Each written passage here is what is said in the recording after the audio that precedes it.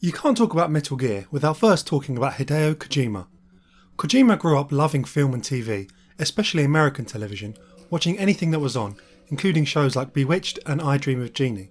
His family would watch movies every day and discuss them together, kindling his passion for cinema. His favourite attribute of film was the way it could elicit emotions and dreams in people, and that gave him his artistic spark, with him often citing 2001 A Space Odyssey as a film that showcased this type of filmmaking. As he grew up, he realised that the traditional film industry in Japan meant it would be hard for him to break through, so he instead focused on writing, with the hope that he would write something that was famous enough to be made into a movie, which he could then work on. He found it difficult, with most magazines not wanting to publish any of the stories he submitted to them, because they was too long. He attended university studying economics, feeling the pressure to get a normal salaried job after his father's death when he was 13 made him understand death and not being well off. During university, the Famicom was released, and he found himself playing it quite often. He realised that this new medium of video games could be a way to tell a story and have it be interactive, and decided to pursue that as a career instead. Despite warnings from many of his friends and colleagues, his mother remained supportive, and he eventually landed a job with Konami in 1986 as a designer/planner. He had wanted to work in the console division, but was instead assigned to the PC division, which he was disappointed with. Despite this, he grew to appreciate the greater freedom that developing on a PC had, and the fact that it meant developing software libraries helped him in learning programming. He worked on MSX games like Penguin Adventure, and presented the idea of a game called Lost World, which was rejected. He was eventually asked to take over a game that was having some trouble with its development, Metal Gear. It was his first time fully directing a game, and he wanted to create a fast-paced action-adventure game, based on many of his influences from the past. He was a keen reader, and was heavily influenced by the espionage novels of Jack Higgins in particular. However, early development showed that this type of game would be very difficult to produce with the capabilities of the system. Instead, he reworked the game to be based around stealth, influenced by movies like The Great Escape. The core concept of the game switched to be based on hide and seek, with Kojima believing that he could get players to feel that same tension. The game was simple, but its appealing graphics and exciting gameplay made it a hit. Whilst the story was relatively straightforward, compared to what came later, it featured many of the hallmarks of the series, such as transceiver conversations and the characters breaking the fourth wall, such as when Big Boss instructs the player to switch off the system. The game received a port to the NES, which was done by a different team within Konami and without Kojima's involvement. It changed many aspects of the game, moving around enemies, weakening some of the gameplay elements, and even removing the titular Metal Gear. In a 2012 interview, Kojima said that he didn't play this version when it came out because its development had rubbed him the wrong way. He eventually played it years later when he found it cheap in a bargain bin and didn't like all the aspects that they had changed. The NES version sold well enough that a sequel was commissioned again without Kojima's involvement, called Snake's Revenge. Kojima felt the series slipping away from him, so convinced his superiors to let him develop a sequel for the MSX2 called Metal Gear 2 Solid Snake. It was the latter that would become the canon sequel. Metal Gear 2 built on the original in every way, with enemies now patrolling across areas, the ability to detect sounds and gunshots, and the character being able to kneel and crawl. The transceiver conversations were expanded too, hinting at the kind of expansive story the series would come to be known for. Following Metal Gear 2, Kojima made Snatcher and then Policenauts. These two titles were the first real efforts by Kojima to tell a big story in games, with them being graphic adventure titles with a cinematic feel set in a science fiction world. These two titles have been regarded as some of the best cyberpunk games ever made, in particular because the stories were so good. Towards the end of the development of the game on PC, Kojima began to think about his next game, a sequel to Metal Gear 2. He wanted to create something that was a compilation of all of his experience in making games, combining the type of story he had written for Policenauts and Snatcher with the gameplay elements that had made Metal Gear such a success. The roots of the game's planning started in 1994, whilst Kojima and his team was working on the 3DO port of Policenauts. As a concept, Kojima had always wanted to create a game that felt like a movie. He wanted to create something in which the in-game playing experience added up to form a film that you took part in. He said that many considered games and movies to be like water and oil, that they couldn't mix. His idea was to break down the elements of a film, the story, theme, direction, camera work and visual style, and combine them with the elements of a game, and in that method you could give the player a film-like experience. He thought that the potential of telling a story through an interactive medium in this way would be something that neither movies or novels or other games could achieve on their own, and would be the future of digital entertainment. Originally, Kojima was considering the 3DO for this game, being the most powerful console at the time, and the one they was currently working with.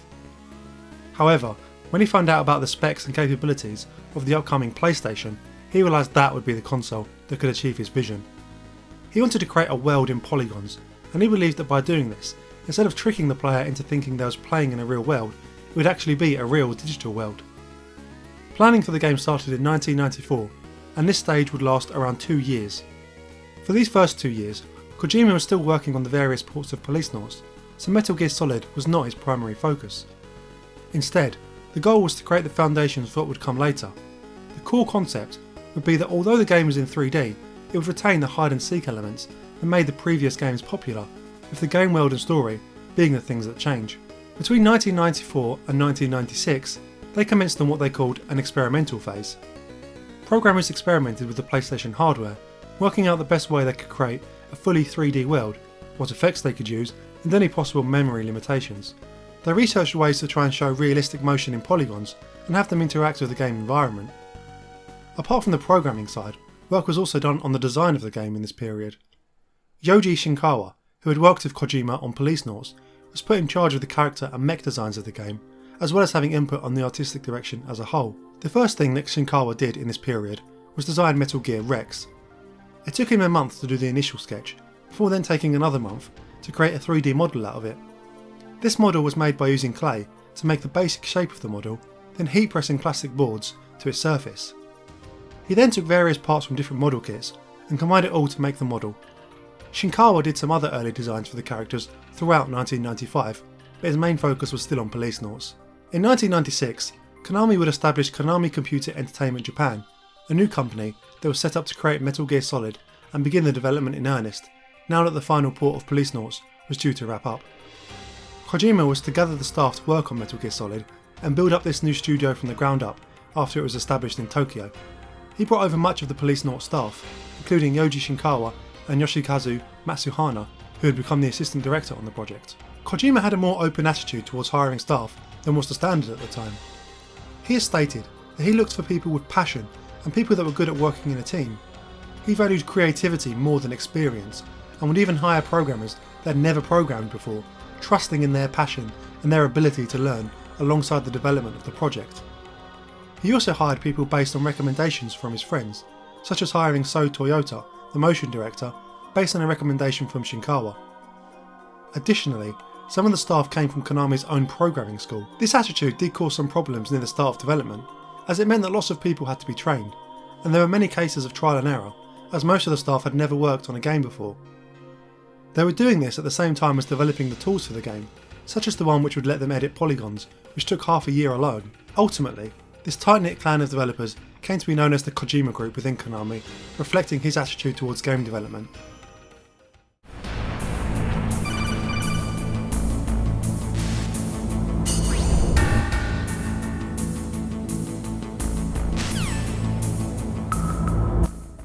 As development began in earnest in 1996, Kojima came up with all the basic ideas and stories for the characters before handing them over to Shinkawa to work on.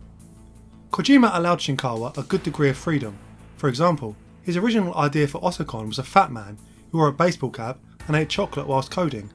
Shinkawa instead returned a slender, smarter looking character, which Kojima ultimately preferred. The concepts went both ways too. Shinkawa created the ninja character from scratch, which then caused Kojima to write the character into the story. Shinkawa's design style was unique. He didn't want the art to look like Japanese manga, but he also wasn't trying to create a Western style either. He was just drawing the way he liked to draw. He changed his technique for the designs of this game.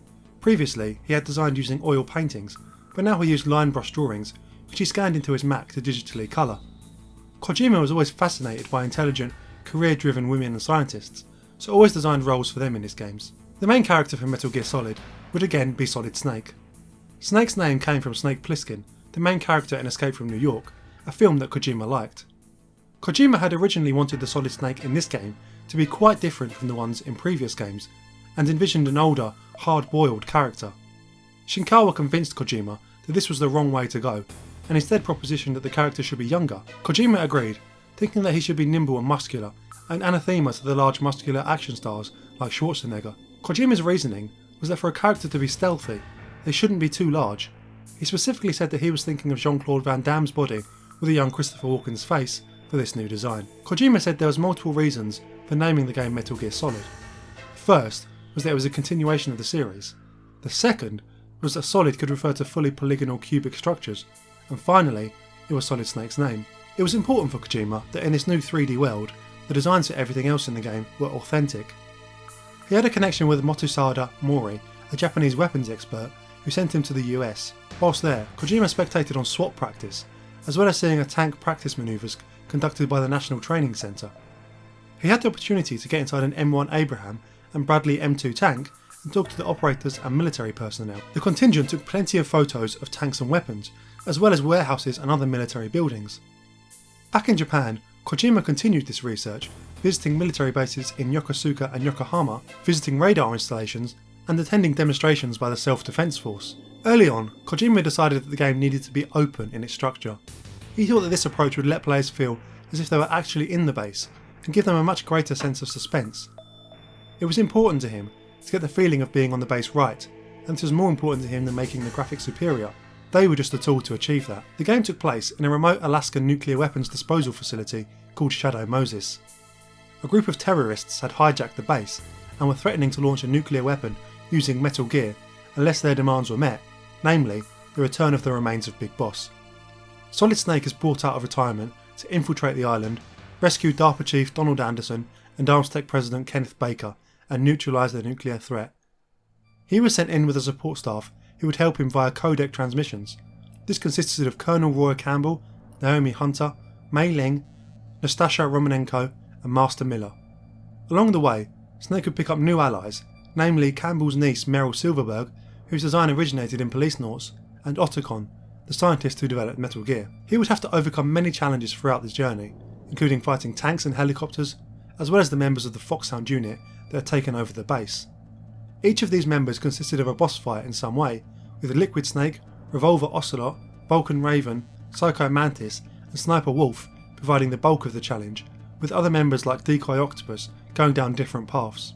Most of the story was told via cutscenes and codec transmissions, with some of the conversations lasting a long time, delving deep into the psychology of each character, their backstory and motivations, providing twists and turns both off-screen and on-screen. The story was a nuclear thriller, with heavy conspiracy and science fiction elements, such as the use of nanomachines and gene therapy. It was a game that stood out and had crafted something unique, with a memorable set of characters and a truly gripping story. Takashi Mizutani, who worked on the polygonal models, said that the game was intended from the very beginning to utilise real-time graphics in its cutscenes. Some of the earliest pieces of footage from the game, shown at E3 in 1996, used pre-rendered CG graphics, which led to a rumour that the game was originally supposed to have CG cutscenes. However, this was only done because at the point of that trailer, the game's development wasn't far enough along to show any of its in-game graphics yet, and this video was just meant to be an artist's impression. The reason they used real-time graphics in the cutscenes was they thought it developed a much greater sense of emotion than CG did. They felt that making sure there was no transitions in visual effects between the cutscenes and the game world was important, and making the player feel as if they was in a movie, and it would add to the atmosphere of the game. Kojima later said that he was under some pressure to add CG cutscenes, but he didn't want to compromise on his vision, as he and his team believed that utilising real-time graphics in cutscenes would be the future. The average cutscene was developed like this. Kojima would come up with the story and the scenario, so Toyota would create the storyboard and the intended motions and animations. Then Mizutani and his team would create the 3D polygons needed, as well as matching the motion to the speech and adding in all the camera work. This would then go back to Kojima, who would review and edit as needed. In order to make it easier for them, they created a program which automatically matched characters' movements to speech, and since this was based on volume rather than words, it worked for all translations of the game. Although they storyboarded the scenes, they often found that when they came to implement them, they could play with the camera angles and create something better than they had originally intended. The fully 3D nature of the game provided some problems for them during development. Kazunobu Uehara was the main programmer on the project, and said that one of the biggest problems for them was memory. The PlayStation only had 1 MB, so they had to implement a number of solutions to work around this limitation. For example, an early issue was Snake's motions and animations. Originally, this alone took up almost the entire memory. In order to compress this, they had to access the lowest level libraries possible, which whilst less developer friendly, allowed them to utilise more advanced compression techniques. This didn't solve it completely, and some things had to be removed. Originally, Snake had a completely different pose for each weapon, however they simply couldn't fit this into memory even with the compression. They followed a trial and error approach, trying to fit as much as they could without the game crashing, and then tweaking as necessary. So Toyota, who was the motion director for the game, worked within these limitations in a collaborative approach with the designers and programmers. All of the animations in the game were created by hand using the soft image animation package, requiring the work of 5 animators plus Toyota. They didn't use motion capture for the game, instead utilising instructions from Mori, as well as watching videos of tanks and helicopters. Mori gave them advice on the motion of combat and the correct stances the characters should be taking. They didn't follow this to the letter, as they made adjustments to make it work within their vision. This can be seen when Snake enters a room with its barrel pointing to the ceiling, which Mori pointed out was incorrect as it should be pointing forward, but they kept it in because it worked better. This can also be seen in the designs of the weapons. Many are realistic, but some, like the remote control missile, are not, since no real version of that weapon existed in that size. There were some things which could never be realistic. Grey Fox, for instance, the animations were created completely from Toyota's imagination, since nobody could move like that in real life, so there was no point of context. Metal Gear Rex also had no real life counterpart, so they brought in someone that had worked on Mobile Suit Gundam to give advice on the animation of a robot. These animations were very intensive in terms of memory, and one particular problem being the battle between Snake, Rex and Grey Fox, as they had to animate multiple characters at once.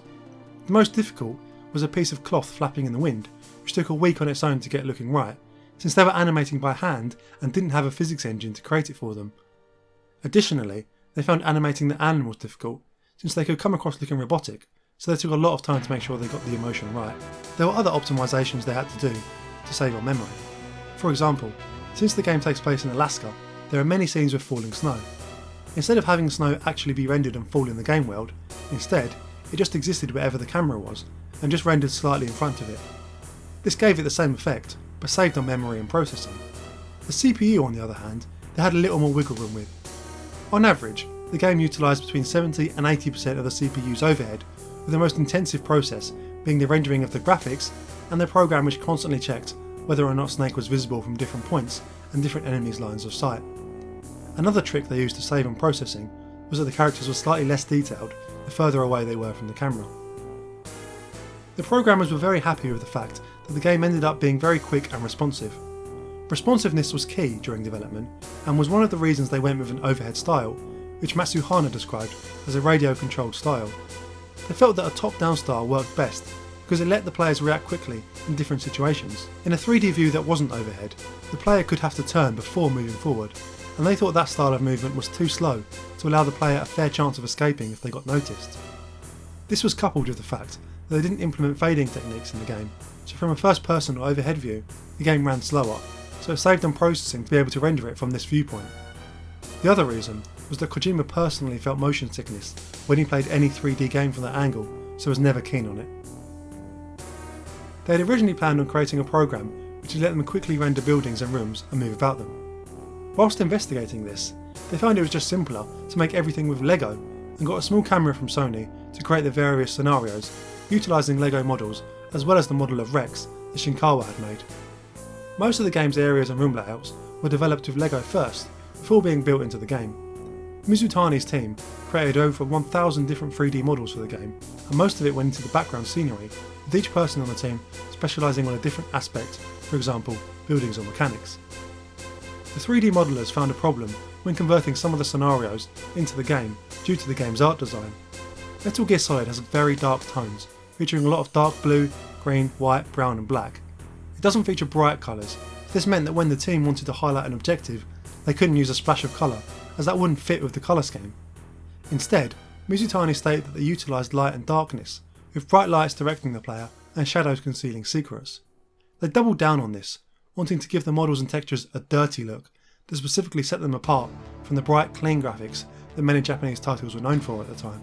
In various interviews, Kojima has described that he thinks of game design and storytelling in parallel. He doesn't think the situation in which one person creates a story and another designs the game works very well, because it means that they may not complement one another. A normal day in the development of the game for Kojima would go like this. He would wake up at 6 AM, leave home at 7 AM, and arrive at work at 7:30. During his journey to work, he would read and manage to go through around 4 or 5 a month. He would spend 30 minutes checking his email before attending a company-wide digital meeting. At 9 AM, he would attend a local management meeting before having meetings with the development team from 10 AM onwards for the rest of the morning. During the afternoon, he would focus on writing the various scenarios, working on the maps and reviewing anything else that needed doing. He would do this until 10 PM before arriving home at 11 PM. He did this every day, even on the weekends, when his wife and son would accompany him to the office whilst he worked. Even though there was a bed at the office, he always made sure he went home. During the game's development, Kojima was aware of other big releases in the industry. In particular, he took notice of Biohazard and Final Fantasy VII, since they did things which he wanted to be the first to do. Ultimately, he didn't view those games in a rival capacity, and was happy he was able to do things with polygons that those games didn't seem to be able to do. One aspect of the game which was unusual at the time was the fact that he used every single button on the controller. He noticed how games like Final Fantasy VII had lots of menus which he wanted to avoid, so instead made sure that every button did something unique. This meant that it could be more difficult to learn at first, but ultimately it would be more streamlined for players. Kojima was always aware of maintaining the balance between realistic espionage and making a game that was fun to play. In some of the early versions, the enemy soldiers were too clever and it was difficult for the player to evade them. They balanced this by adding the cones of vision so players could work out how to sneak around the enemies in order to keep the game challenging.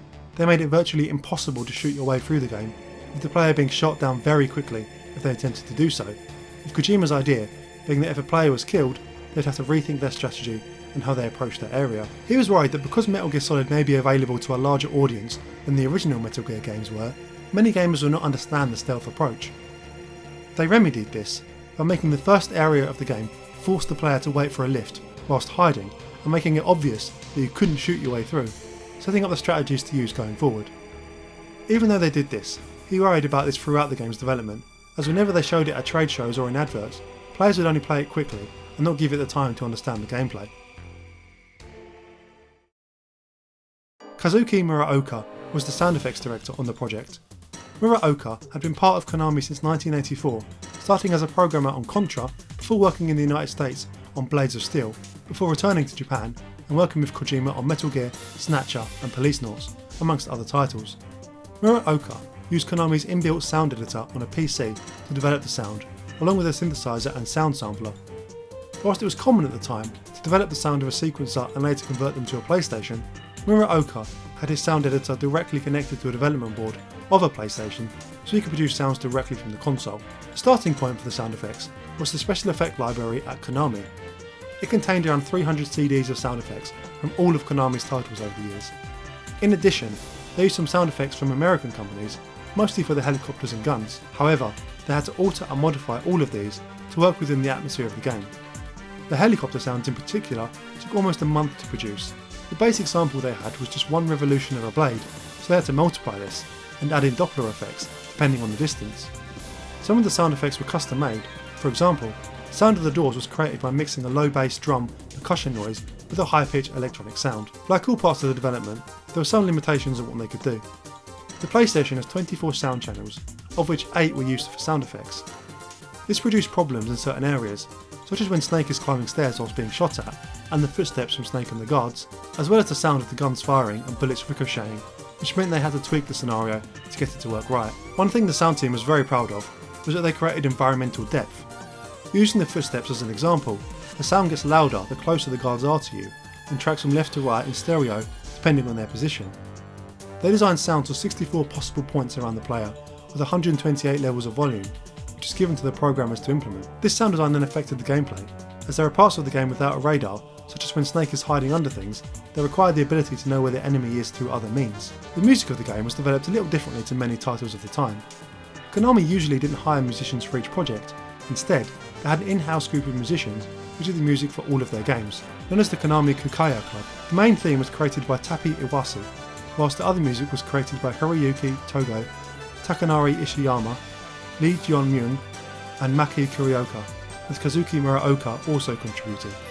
Additionally, the song The Best Is Yet To Come, which is used at many pivotal parts of the game, was created by Rika Morinaka and then performed in Irish. The music for the game has a strong synthetic yet orchestral presence and helps to create the cinematic yet exciting atmosphere that Kojima was striving for. Later on, It's been alleged that the melody for the main theme was stolen from Russian composer Yoji Shinkawa from the music he did for the film called The Snowstorm. If you listen to that song, there are definitely comparisons, and it seems as if Konami hasn't used the theme much since then. However, I'll let you make up your own minds. Konami did not do the majority of the bug testing for the game. Matsuhana said that the project was just too large for them to handle the bug testing in-house, and was too high profile to let any bugs through. They hired a separate company to test for them, which utilised around 50 or 60 people to test the game for 2 months straight. Prior to the game's initial Japanese release, in the official mission handbook, Kojima said that he was immensely proud of his team for following him through the game's long development and thanked them for all their hard work, and he thanked his wife and son for supporting him throughout, even though he wasn't able to spend much time with them. They had intended right until the very end to release the game on a single disc, but the addition of voice data made it impossible, so they went with 2. Kojima was nervous about the game's release. The game's long development and high investment meant it had to be received well and sell over 1 million copies worldwide for it to be considered a success, and he felt the pressure of achieving that. He needn't have worried. The game topped sales charts and eventually sold over 1 million copies in Japan alone, with 6 million worldwide. There was a premium version of the game available, which came with a special box, a t-shirt, an art book, music CD, memory card seal and a dog tag. This was only available in certain regions. Metal Gear Solid is interesting in that each release of the game came with significant differences. For example, the Japanese release is actually the easiest. It didn't feature a difficulty selection, and the difficulty in that is roughly equivalent to the easy mode option in the Western releases. Kojima said they did this because there were lots of casual gamers that bought PlayStations in Japan and they wanted to cater to them. When Kojima heard the English voice actors, he said that he preferred it and thought it matched the game better than Japanese voices. He was always interested in whether or not Western players would know that it was a Japanese game or not, as he felt that the design wasn't obvious. There were other differences too with each port, as the original team worked on each translation. Although they couldn't understand the dialogue, they still matched up the words to the movements and mouth movements in the codec scenes. Not everything made it through the translation process intact. Some things like Mei Ling's Chinese proverbs didn't make much sense in some languages, so were heavily scaled back or replaced with new ones that made more sense to local listeners. When they was doing this, they also added new features, new VR missions, or just fixed some bugs that it wasn't able to first time around. They kept on doing this with each subsequent release of the game. Japanese players cottoned onto this, kept asking Konami to release a version with all of the features added in the Western versions. Eventually, Konami agreed, and they developed Metal Gear Solid Integral, which in addition to all the features added to the Western version, introduced some new ones, such as the ability to play fully in first person, a photography mode, and 300 new VR missions. Some of these features were eventually re-released back into the West as a version of the game called Metal Gear Solid VR Missions. Kojima later looked back on the game, and although he was very proud of what he was able to achieve, he said that he probably only completed 80% of his objectives. There were certain things he wanted to do but couldn't, from small things like Snake using a searchlight to having more reactive music. Ultimately though, this is what pushed him to keep improving and expanding the future games in the series, refining what tactical espionage action meant and continuing on his quest to merge gameplay and cinema in a realistic and exciting way. Metal Gear Solid created a legend, and it deserves its place as one of the greatest games of all time. Thanks for watching this video. If you've made it this far, thank you so much, and please consider subscribing. I'm trying to get to 3,000 subscribers soon, so it'd be great if you could help me get there. You can also like the video and comment, as well as share it. In addition, I'll put a linked comment with a link to my Twitter and Discord if you want to follow me or say hello. Finally, you can click the join button to become a member and gain access to exclusive content. Thanks for watching. Goodbye.